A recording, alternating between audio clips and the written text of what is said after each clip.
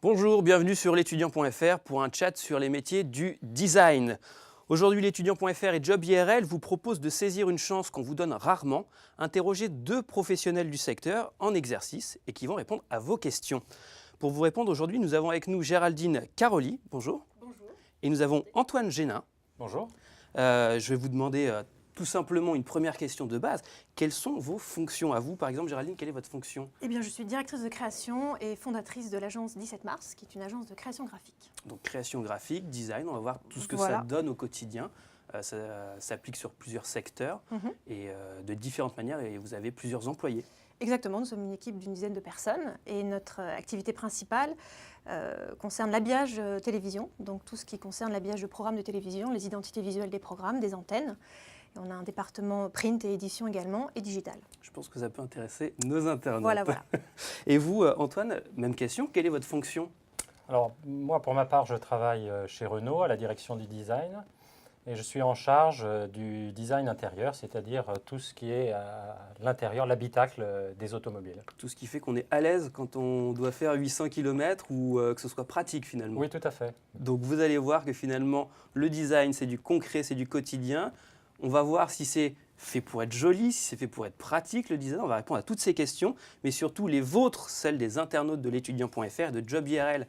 Je vous rappelle que chaque mois, nous avons rendez-vous avec Job IRL, le premier réseau social professionnel des 14-25 ans pour l'orientation. Vous êtes tous les deux sur ce réseau pour coacher finalement, répondre aux questions tout au long de l'année. On a décidé de faire une petite séance d'environ 30 minutes pendant lesquelles on va concentrer tout ça. On va détailler votre quotidien, comprendre les métiers qui vous entourent, les études qui y mènent, les débouchés, les salaires, on sait que ça vous intéresse. Et on va commencer tout simplement par vous dire comment poser vos questions. Si vous êtes sur l'étudiant.fr, vous avez un petit espace sous la vidéo que vous regardez actuellement. Vous envoyez votre question ici. Et si vous êtes sur Twitter, vous pouvez aussi envoyer votre question. Tout arrive ici. Vous utilisez le hashtag chat l'étudiant job IRL. C'est donc parti, on va commencer tout simplement, Géraldine et Antoine, par savoir le design finalement, c'est quoi? Vous, au quotidien, comment vous désignez, on va utiliser ce verbe justement volontairement, le design. Comment il s'applique pour vous, Géraldine, par exemple? Alors, le design, moi j'ai envie de faire une petite historique. C'est avant tout pour moi dessiner, puisque voilà, dans le mot design, ça part de là. Voilà, donc c'est vrai que c'est quelque chose auquel on peut être sensible quand on aime l'image, quand on se rend compte qu'on aime dessiner, qu'on a une certaine technique. Mais c'est vrai que ça regroupe aussi beaucoup d'autres choses comme la lettre, la typographie. Le design, c'est un rôle social, c'est-à-dire qu'on va le détacher d'une démarche un peu plus artistique, un peu plus pure et finalement assez individuelle. Le design est quelque chose qui s'inscrit dans une société, qui a ses codes, qui a sa demande. Il faut que ça parle, hein, c'est ça? C'est ça, c'est-à-dire que c'est un langage qui passe par l'image et le texte, et que donc on peut vendre un paquet de betteraves ou alors une pièce de théâtre, Ouais. c'est un peu le même exercice. On va utiliser les mêmes outils. Voilà, exactement. Donc il y a plusieurs sensibilités. C'est vrai que tous les domaines ne parlent pas le même langage, mais dans mon métier, c'est vrai que j'essaye d'être dans une approche assez qualitative, pour justement communiquer sur un aspect culturel aussi, parce que l'image, c'est aussi l'histoire de l'art. On est héritier de tout ce bagage. Donc on a une mission assez importante qui est malheureusement parfois un peu négligée, me semble-t-il. Ouais. Mais c'est vrai que tout est image aujourd'hui. On le sent, ça a pris de l'importance, hein. Tout est codifié de plus en plus en tout cas. Disons que les supports se sont multipliés. Ouais. On est loin des grottes de Lascaux maintenant. Ouais. C'était quand même le premier langage finalement. On arrive sur les supports numériques. Il y avait évidemment les grands affichistes au début du siècle et dont on est également héritier parce que pour moi le design, en tout cas, passe par un apprentissage assez académique, donc comprendre le dessin, la façon de concentrer justement le fond et la forme, c'est-à-dire faire passer un message par le dessin et la typo. Je me perds un petit peu là peut-être, mais en tout cas c'est... On utilise les outils, hein, c'est ça, on utilise les outils, l'histoire, le savoir-faire, Antoine, pour finalement aussi transformer ce qu'on a déjà, le rendre plus pratique, accessible, le modifier, faire que ce soit plus dans l'air du temps. Alors oui, c'est tout ça, mais en fait, c'est très difficile de définir le design parce que, en fait, moi, il y a une définition simple que j'aime bien, c'est de dire le design, c'est tout ce qui se voit et tout ce qui se touche, en fait. Et donc, ça peut prendre en effet plusieurs formes, hein. Il peut y avoir du design tridimensionnel. Alors, moi, dans mon métier, dans l'automobile, on travaille sur des objets en 3 dimensions, mais il y a aussi du design graphique. C'est tout ce qui est bidimensionnel. Il y a tout l'aspect matériaux, il y a l'aspect couleur. Mais si on regarde uniquement ça, on se limite à la partie esthétique. Il y a effectivement une partie d'usage et de fonctionnalité qui est liée au design. Donc, c'est vraiment une discipline, hein. C'est entre la science, la technique et l'art qui cherche à rendre le plus pertinent possible un usage, quel qu'il soit. Et pour tous les deux, ce que vous dites, c'est qu'il faut d'abord maîtriser les codes avant de pouvoir donner sa patte finalement, se laisser place à la liberté. Il faut les aimer d'une certaine manière, même s'ils sont durs, parce que ce que nous renvoie la société n'est pas forcément ce avec quoi on est très à l'aise. Faut apprendre à les aimer, à les faire aimer et utiliser notre langage pour justement faire avancer un peu l'ensemble. Pour vous deux, le digital, par exemple, le numérique, qui s'est beaucoup développé ces dernières années, ça a changé soit votre manière de voir le métier, soit votre manière de le faire peut-être. Antoine, je vois que vous approuvez. Oui, parce que le digital, nous on appelle ça le numérique. Dans l'automobile, c'est la même chose. En fait, ça a révolutionné complètement notre métier. Moi, quand j'ai commencé à travailler, on dessinait sur du papier. On dessine toujours sur du papier. Mais aujourd'hui, on continue parce que l'idée, à la base, elle vient pas de l'outil, elle vient du designer. Et donc, le plus simple, c'est de gribouiller sur un bout de papier. En revanche, il y a des outils très très techniques qui ont pris le relais pour traduire ça dans des objets le plus réaliste possible. Et c'est vrai que le numérique, c'est magique parce qu'on peut créer des objets en 3 dimensions, on peut les faire tourner, on peut maintenant les fraiser, les imprimer, on peut avoir des animations en 3D, on peut les rendre interactives. Donc ce sont des outils qui se développent beaucoup. Et ce que je voudrais dire, c'est qu'au-delà du métier de designer créatif, il y a énormément de métiers qui se développent dans ces technologies. Alors des métiers peut-être plus techniques, peut-être plus liés à l'exécution qu'à la création, mais ce n'est pas un jugement de valeur, on a besoin aussi de ces métiers. Il faut les deux. Il faut les deux, et qui offrent des débouchés à des jeunes qui souhaiteraient s'orienter vers ce type de métier. On peut être aussi bien technique qu'artistique. J'imagine que dans votre boîte, vous en embauchez des deux. Oui, alors après, c'est aussi une question de génération. C'est vrai que de mon temps, entre guillemets, les choses étaient un petit peu dissociées. Il y avait la partie artistique et la partie technique. Maintenant, c'est vrai que comme les outils sont très accessibles, les graphistes, enfin les directeurs artistiques se forment également sur les outils techniques et accèdent beaucoup plus vite à tout un type de réalisation, ce qui du coup nous permet très très vite d'avancer pour tout de suite concrétiser une idée artistique. Donc ça, c'est une révolution évidemment, mais bon, je pense que chaque époque a eu ses révolutions.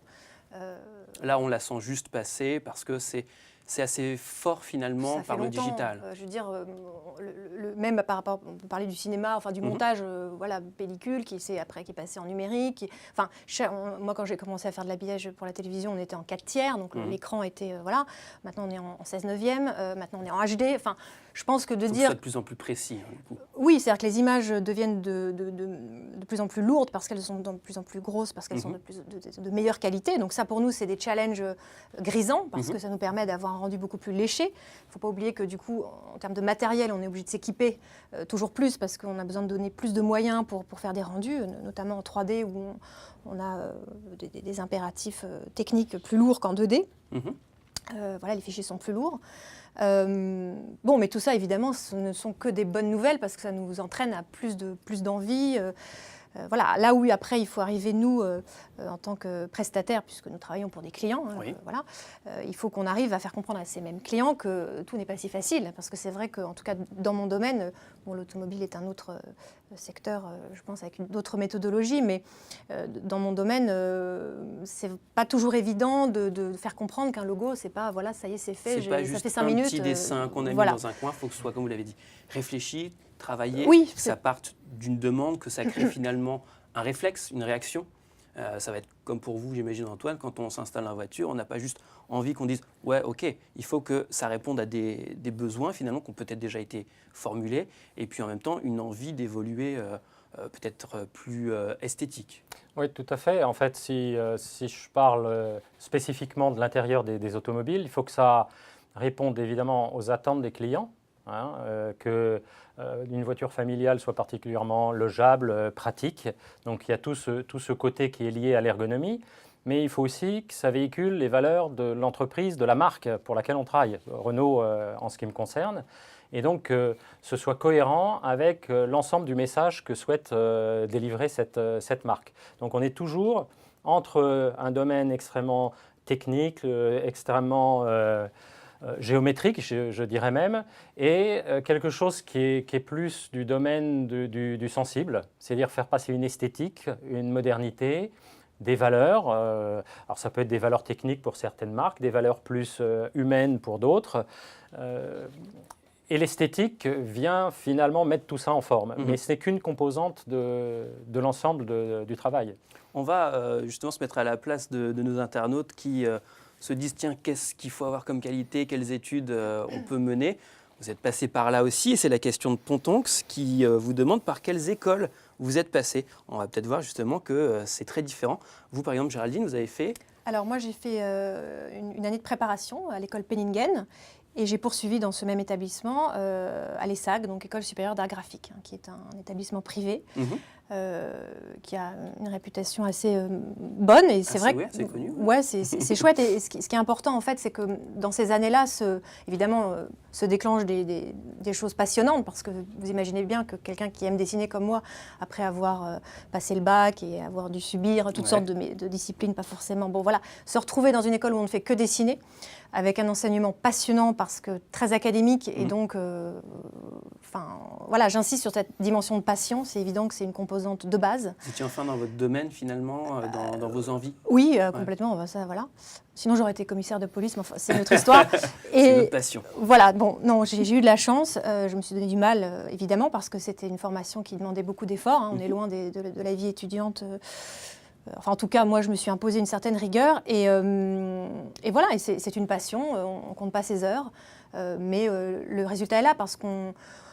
Enfin, j'ai vu des camarades qui ne savaient pas dessiner et qui savaient dessiner, voilà, qui ont appris à dessiner. Donc, appris à dessiner dans l'école. Donc, on n'a pas forcément besoin d'avoir un talent au départ. Exactement. L'école va vous former. Exactement. Donc, ça, on peut rassurer nos internautes. Si on aime ça, mais qu'on n'est pas doué techniquement, on va l'apprendre. Vraiment. Et puis, si on est doué techniquement, tant on va mieux. apprendre autre chose. On va aller un peu plus vite, voilà, mais c'est pas grave. Le truc, c'est que c'est aussi une culture. C'est-à-dire qu'il faut aimer la culture graphique, la culture artistique en général, quel que soit le média, le support, la peinture, la sculpture, la musique même. Enfin, tous les arts, c'est multimédia. Tout ce qui crée le goût. Voilà, c'est ça. Être curieux de ça. C'est-à-dire qu'on n'est pas obligé de… Enfin, pour devenir directeur artistique, graphiste, peut-être que je biaise un peu cette question, mais évidemment, il y a la formation. La formation, c'est bien parce qu'après, on a un réseau, ça va un peu plus vite, c'est vraiment bien. Maintenant, j'insiste aussi sur le fait qu'il existe, enfin, en tout cas, moi, dans mon équipe, j'ai certaines personnes qui ont ce profil, d'être autodidacte, tout simplement. C'est-à-dire, on est chez soi, on est curieux, on a un ordinateur. On s'entraîne. On s'entraîne, on va sur les forums, on peut utiliser des logiciels qui sont libres de droit. Enfin, et finalement, on se construit soi-même. Et moi, quand je recrute des directeurs artistiques, des graphistes, j'ai un être humain et j'ai un portfolio. Et c'est vraiment la jonction des deux. L'école va être capable de faire, mais pas seulement ce qu'il aura appris à faire, c'est ça? Oui, je demande toujours qu'il y ait une partie, enfin je demande, c'est-à-dire que ce qui m'intéresse, c'est quand c'est un étudiant de voir ses travaux d'école, mais éventuellement peut-être des travaux personnels.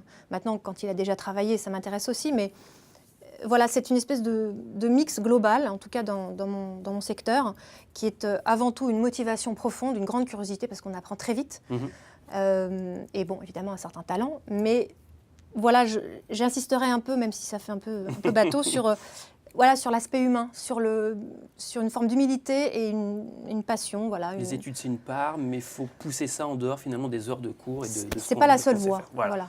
Et pour vous, Antoine, quel a été le parcours scolaire avant d'en arriver là où vous êtes aujourd'hui? Alors, moi, comme je pense 100% de mes collègues designers automobiles, je dessinais des voitures dans les marges de mes cahiers depuis l'âge de 5 ans. Je pense que j'ai su dessiner avant de savoir écrire. Ouais.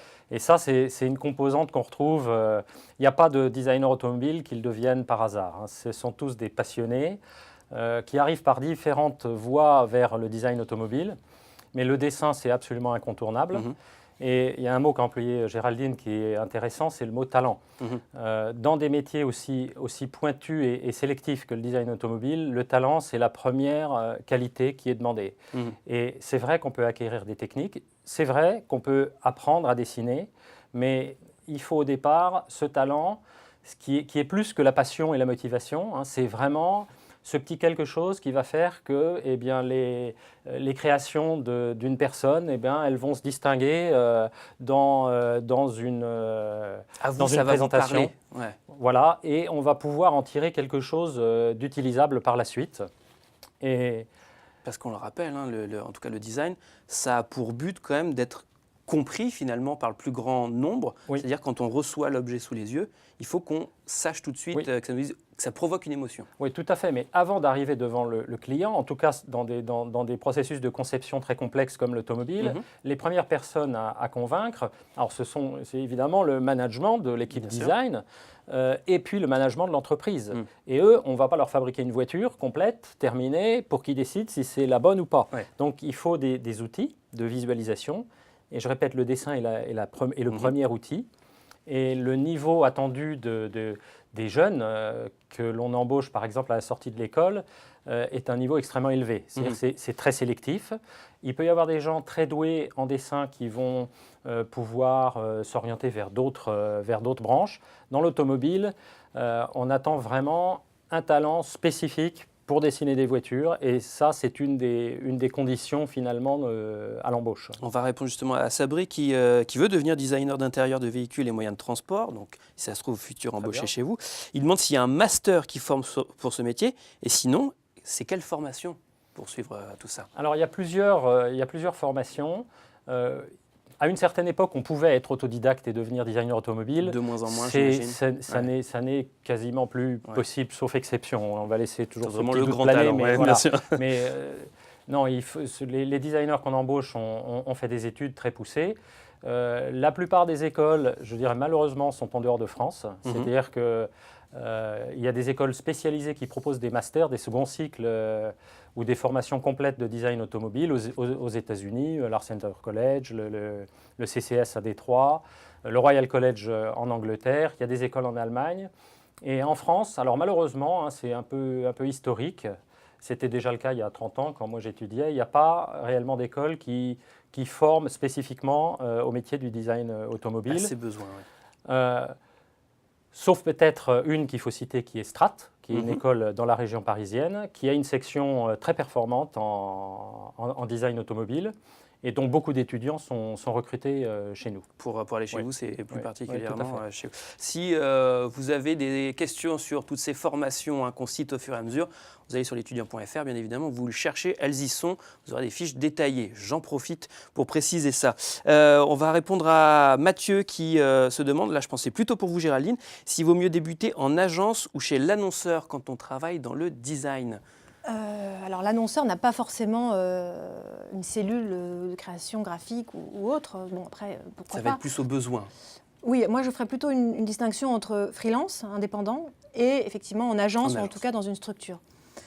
J'ai moi-même commencé dans une agence et je pense effectivement que c'est assez formateur. C'est ce qui m'a beaucoup appris, notamment sur la rigueur, sur les impératifs de... Parce qu'on voit défiler plusieurs projets à la suite, qu'il faut être dans les temps, c'est ça? Tout à fait, et puis parce qu'on a des passeurs, enfin on a des collaborateurs dont on s'inspire, enfin dont on... Oui, on est au contact avec d'autres personnes qui peuvent nous apprendre voilà, finalement qui ont eux déjà de l'expérience et auxquels on fait confiance et qui nous apprennent notre métier, tout simplement. Parce que quand on sort de l'école, faut quand même rester un petit peu à sa place et tout reste à apprendre. On écoute encore.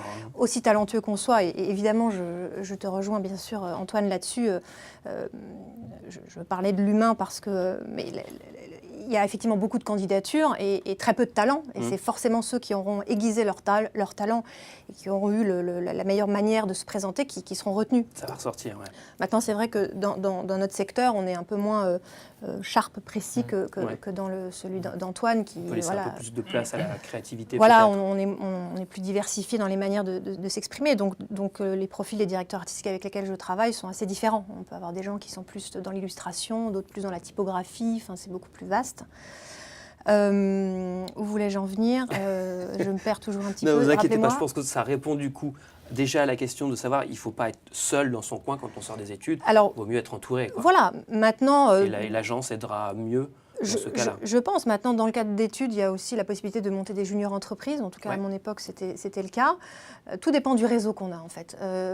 C'est très courageux de se lancer en freelance. On peut tomber sur une entreprise qui va avoir envie de vous faire travailler régulièrement. Donc, ça peut être tout à fait intéressant. Pour moi, il n'y a pas de... quand même d'abord du réseau, comme vous dites. Il faut connaître un peu les gens pour qu'ils vous fassent confiance Sinon, régulièrement. de toute façon, il faut être très courageux et persévérant, ça c'est évident. Il ne faut pas hésiter à faire parler de soi, c'est-à-dire à insister. Il ne faut pas penser qu'en fait le chef d'entreprise vous ignore ou néglige votre demande. Le chef d'entreprise est débordé. Il y a tellement d'autres choses à voir. Voilà, après, bon, en fonction des équipes qu'il a, il y a forcément des gens aussi qui sont chargés du recrutement et du développement, mais dans certaines entreprises, ce n'est pas le cas. Donc, ne pas hésiter à finalement insister, parce que ça démontre finalement, au bout du compte, quand c'est fait de manière élégante, en tout cas, un certain aplomb. Qu'on a envie de le faire, en tout et cas. donc ça, moi, j'y suis toujours un peu sensible. Mais évidemment, la différence, au final, c'est la qualité du travail et une forme de... Entre deux personnes aussi insistantes, c'est évident, vous allez prendre plutôt celui qui a, non, plus de talent. Et puis il faut quand même être on est dans un milieu où les choses doivent être bien présentées, puisque à terme, c'est un peu le métier qu'on va vous demander de faire. C'est l'idée, ouais. Donc j'insiste sur le fait que, encore une fois, un designer, c'est pas un type un peu foufou. Nous, on va prendre peur. C'est pas un électron libre. Hein, voilà, c'est ça. Alors c'est un petit peu Il faut ingrat. que ça rentre dans des cadres. Parce qu'il y a des personnes qui sont extrêmement talentueuses, mais si elles ne peuvent pas être canalisées, elles ne peuvent pas s'inscrire dans une logique professionnelle, en tout cas qui est celle d'une agence, où l'agence elle a un client avec une commande et il y a une heure de livraison. Ça correspond. Je vois Antoine qui je partage oui, complètement ce que tu dis, parce que autant c'est vrai, le talent, c'est la valeur cardinale pour devenir designer, mais il y a aussi beaucoup de qualités qui sont attendues. On travaille en équipe, je pense que c'est vrai dans les agences, c'est vrai dans des équipes intégrées de design comme dans l'automobile. On travaille en équipe entre designers, mais on travaille aussi avec d'autres métiers. On travaille avec des ingénieurs, on travaille avec des commerçants, on travaille avec des acheteurs. On a des comptes à rendre à une direction générale qui va prendre des décisions. Et donc, ça peut paraître paradoxal, mais il y a aussi de grandes qualités de rigueur, même peut-être de discipline dans certains cas, qui sont attendues de designers. Et cette alchimie entre le talent, la créativité, le côté ouvert, curieux et la rigueur dans l'exécution, cette alchimie-là, elle est pas évidente. C'est vrai, ça n'est pas donné à tout le monde. C'est un équilibre à trouver. Et je partage complètement entre un créatif absolument génial, mais totalement incapable de travailler en équipe ou incapable de comprendre ce qu'on lui demande, et quelqu'un peut-être d'un peu moins brillant, mais avec un sens du partage et de l'équipe, le choix sera vite fait sur le second. Ça répond donc à la question de Cécile qui nous demandait sur quelles caractéristiques on reconnaît un bon designer. Voilà, il faut être talentueux, certes, mais rigoureux et à l'écoute des autres, ceux qui nous entourent, et pour aussi bien le rebondir client que les collègues. sur l'étudiant qui posait la question précédente, c'est que l'agence va protéger le graphiste. C'est-à-dire que justement, l'agence va permettre d'assurer la relation client. C'est-à-dire que ça rejoint un peu ce que dit Antoine, c'est que le graphiste qui va être confronté à son client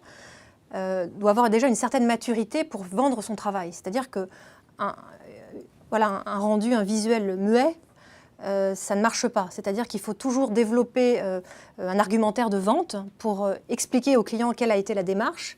Parce que voilà, on est quand même dans une relation commerciale. Il y a un peu de management finalement, c'est pas que de l'artistique. Oui, enfin là je parle plus de la relation client, c'est-à-dire d'être capable d'écouter un client qui ne sait pas forcément ce qu'il veut.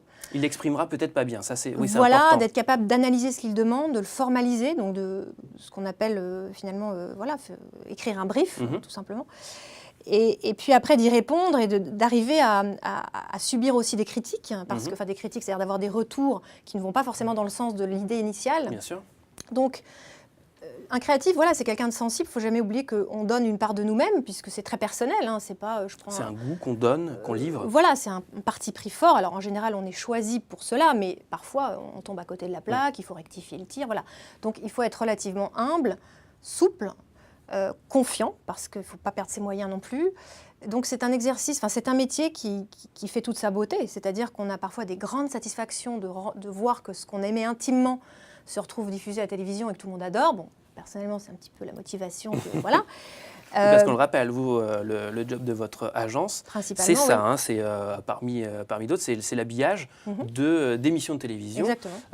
Il y a des paroles et des actes, il y a mots croisés. Oui, t'as voilà. ça. Par exemple, quand J'irai on dormir voit chez vous, oui. un petit synthé qui arrive, le nom de l'invité ou une petite animation, Voilà. ça veut dire que vous l'avez créé Exactement. en accord avec le producteur ou la chaîne Exactement. qui vous a demandé, j'aimerais que ce soit dynamique, j'aimerais que ce soit posé, j'aimerais que ce soit rassurant. Vous avez créé un code Voilà. artistique qui correspond à ça et qui fait que quand ça arrive sur l'écran, c'est sympa finalement. Faut que ce soit assez sympa Voilà, et que ça corresponde à l'identité. À l'esprit de à la l'émission. nature, ouais. Donc c'est une forme de packaging adapté à la télévision. Et j'imagine que vous, du coup, c'est pareil. Vous avez proposé un projet, on vous l'a rendu en disant c'est pas tout à fait ça. Vous revenez 2-3 fois en disant voilà, c'est plus ça, et vous affinez au fur et à mesure. Exactement. En général, on me dit oh, c'est super. Et ben j'espère bien que c'est comme ça au quotidien. Et pareil pour Antoine d'ailleurs. Le processus est le même en fait. Alors on ne s'adresse pas nous aux clients finaux, même si il y a ce qu'on appelle des tests cliniques dans l'automobile où on va tester des maquettes auprès de vrais clients. On organise des revues et on leur présente nos maquettes de futurs véhicules à côté de véhicules concurrents. On leur demande leur avis de les noter. Mais nous, les décisions sont faites en interne. On est une équipe de designers intégrés. Et pareil, on doit, et je pense que ça demande aussi une certaine assurance. Parce qu'on est sous les feux de la critique, qui peut être positive mais qui peut être négative, sur l'ensemble de notre travail. C'est-à-dire que comme c'est du visuel, tout le monde a un avis, et il faut savoir tenir compte des avis qui sont souvent pertinents, de modifier le produit sans perdre son âme au passage. Et tout ça, s'acquiert évidemment au fil de l'expérience, mais on est loin de l'artiste isolé qui a fait une création géniale sur un coin de table et qui ensuite... va provoquer la merveille du monde. Hein. Ça n'empêche pas le soir, à la lueur de la bougie, d'avoir ce type de... Oui, voilà. bien En sûr. hobby. Oui, bien sûr. Mathieu qui nous demande si le design contribue à l'amélioration des conditions de vie. Vous deux, vous allez pouvoir y répondre à différents niveaux. Peut-être pour le côté pratique pour vous, Oui. Antoine, Alors, parce que ça doit aussi faire partie de vos impératifs. C'est une belle définition, je trouve, en fait. Hein. Je pense que ça pourrait être aussi une des définitions du design, c'est de contribuer à l'amélioration des conditions de vie des êtres humains. Tout à fait. Hein. Créer ce qui manque ou c'est à l'améliorer peut-être. répondre à des attentes, à des besoins, apporter du plaisir, simplifier la vie. Alors dans l'automobile, c'est assez évident, évidemment, les bénéfices qu'on peut en tirer, mais C'est concret, on le voit tout de ça suite, va hein. d'aller d'un point à un autre, évidemment, le plus confortablement possible, mais ça peut être aussi apporter une satisfaction liée à un statut. Ça peut être aussi apporter une émotion esthétique. Ça peut être apporter une composante sportive. Il y a énormément de choses qui font que, c'est vrai, le design contribue à améliorer la vie des gens. Je pense, par exemple, on parlait tout à l'heure du numérique, du digital. Aujourd'hui, dans les véhicules, apparaissent de nombreux écrans qui permettent, comme chez soi, sur son téléphone, de savoir où on veut aller, d'avoir un GPS, de pouvoir trouver le bon restaurant, d'avoir des indications sur son mode de conduite. Tout ça, ça contribue à rendre le voyage plus agréable, plus simple, plus sûr. Et pour vous, Géraldine, l'amélioration des...